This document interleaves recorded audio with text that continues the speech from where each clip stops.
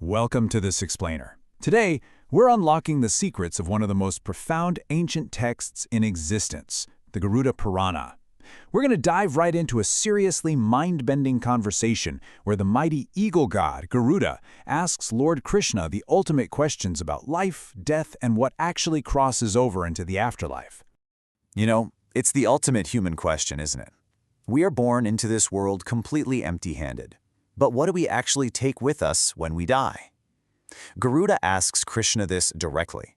He wants to know exactly what a soul carries with it, and on the flip side, what earthly belongings we leave behind that are strictly forbidden for the living to touch.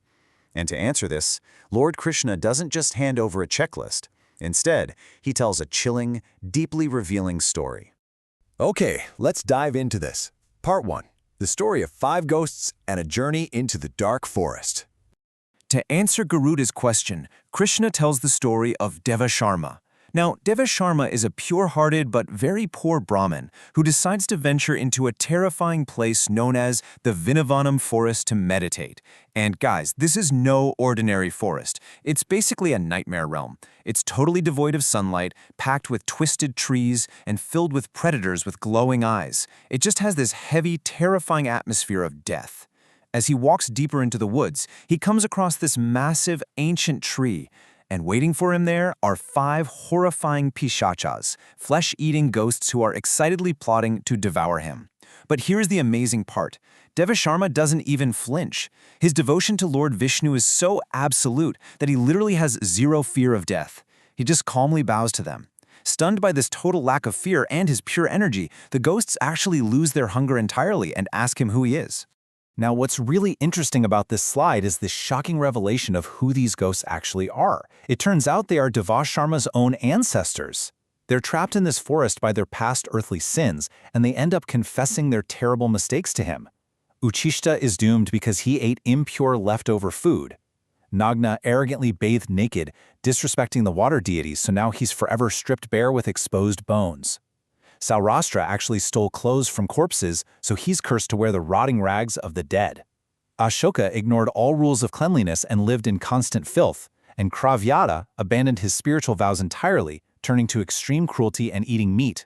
Because they failed to honor their duties and respect divine laws, they're trapped in these agonizing, monstrous forms.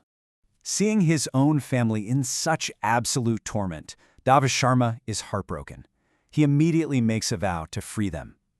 So he seeks out the incredibly wise sage Agastya, who gives him precise instructions. He tells Devasharma to purify himself in a holy river, perform the sacred ancestral rites, specifically offering food and water in rituals known as Pinadanam and Tarpanam, and to give whatever he can to charity. Because of his incredibly pure actions, and by following these exact rituals, the 5 ghosts are finally liberated from their suffering and ascend to heaven. Moving right along, that brings us to Part 2. 3 forbidden possessions, and what the living must never touch. With the ancestors finally freed, Krishna shifts the narrative back to the physical world to answer Garuda's question, warning him about the first forbidden item, the clothes of the deceased. See, according to Krishna, when someone dies, they don't just instantly let go of their earthly attachments. Their energy remains deeply, deeply tied to their personal garments. If you wear their clothes, that lingering soul forms a traumatic attachment to you. It literally brings their restless energy into your life, haunting your memories and ultimately causing immense physical and mental weakness. So, instead of wearing them, Krishna advises donating these clothes to bring peace to the departed soul. The second forbidden item is their jewelry. And if you think about it, this makes total sense. Jewelry represents deep personal vanity and self-image, right? People wear it to feel beautiful and highly esteemed. Krishna explains that a person's attachment to their jewelry is even stronger than to their clothes. If a living relative wears these ornaments, the departed soul feels intense discomfort and distress. It literally traps their spirit here on earth, preventing them from moving forward on their spiritual journey. And in turn, they'll inadvertently bring a whole lot of trouble to the family member wearing it. The third item is the japamala, or prayer beads. Now, this isn't just an everyday object. It's the physical manifestation of all the spiritual merit, the prayers, and the devotion that a person accumulated throughout their entire life.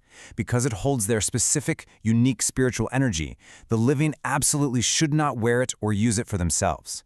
Instead, this sacred item should be respectfully immersed in a holy river.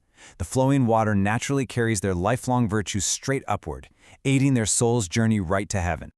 Let's move on and see how this builds in part 3, 5 things the soul carries and what truly follows us after death. So, think about it.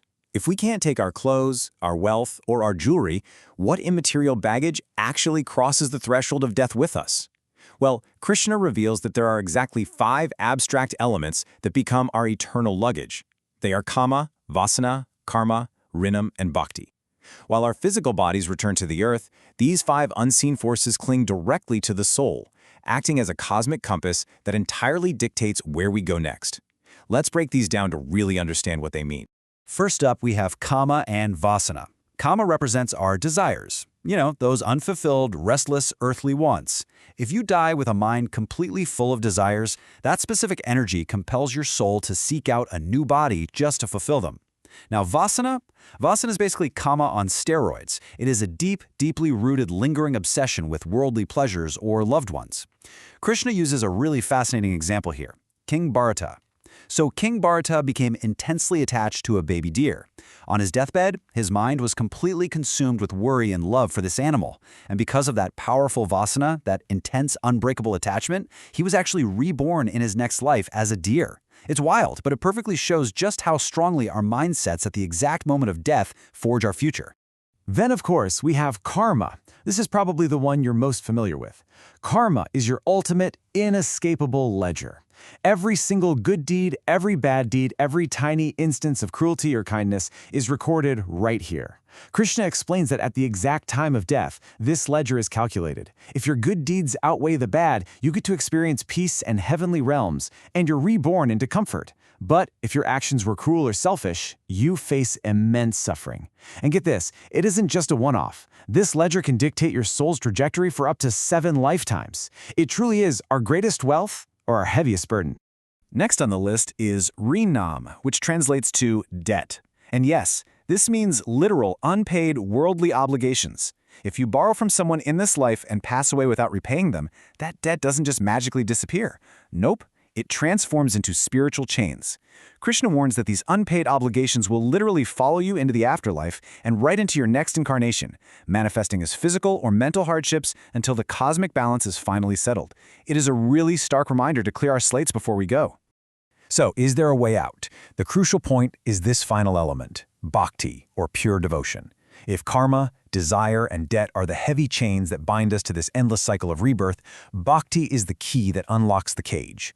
A heart filled with pure devotion and a genuine divine connection totally transcends the physical world. It's the ultimate cure. Krishna explains that deep, sincere bhakti is the only force capable of liberating the soul entirely, guiding it straight to moksha, which is ultimate salvation, and breaking the cycle of birth and death once and for all. Which brings us to our final takeaway. Part 4. The ultimate spiritual truth and the measure of a life well lived.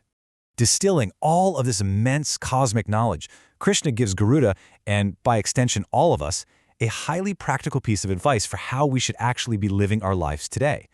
He says that fame, comfort, and material wealth are entirely temporary illusions.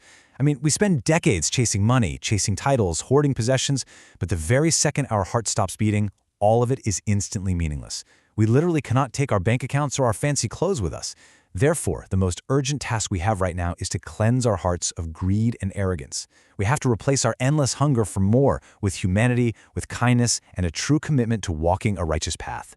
In the end, the only true wealth you take with you are your good deeds. Every single day is an opportunity to add to that eternal ledger. Your actions, your kindness, your devotion, that is the only true legacy you leave behind and the only thing you take forward.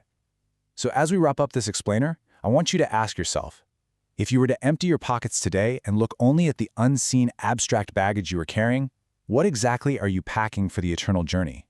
Are you carrying chains? Or are you carrying light?